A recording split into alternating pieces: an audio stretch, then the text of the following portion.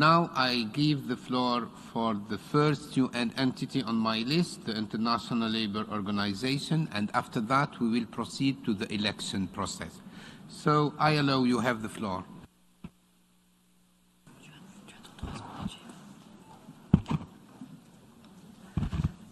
Thank you, Chair. Dear delegates, dear colleagues, dear disability representatives, the International Labour Organization is the UN specialized agency in the world of work.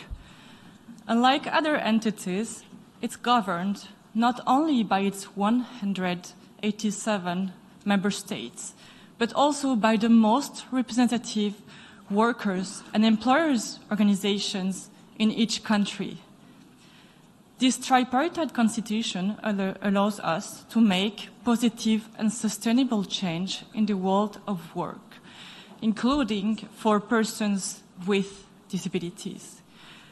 We promote disability-inclusive social protection systems and compatibility of salaries with disability benefits to cover the extra costs of living with a disability. To measure progress made by countries in the implementation of the SDGs, in particular SDG 8 with regard to the labor market conditions of persons with disabilities. We promote the use of the Washington Group questions in labor force surveys. We have also created a more detailed and specific module to be included in labor force surveys. This has led to much better disability disaggregated data with regard to persons with disabilities in the world of work.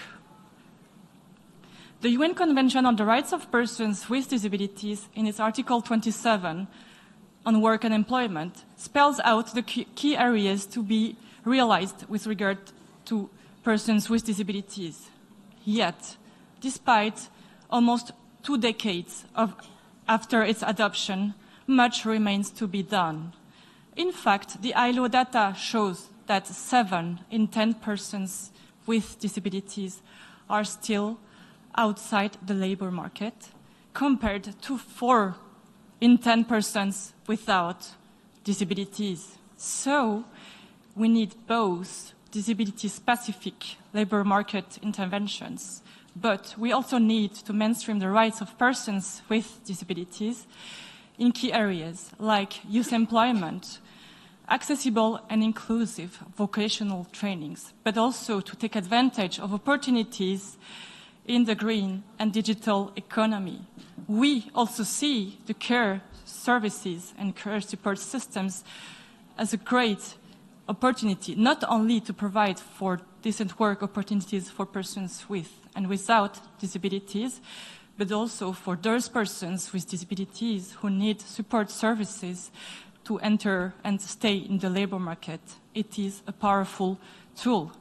Finally, to address the demand side of the labor market, we coordinate, since over a decade, the Global Business Disability Network, which is a network of 40 multinational companies which are committed to gain capacity and to be committed towards the inclusion of persons with disabilities and also their retention.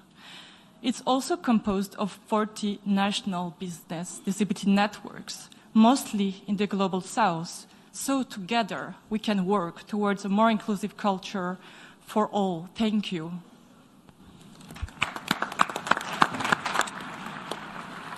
I thank the distinguished representative of International Labour Organization.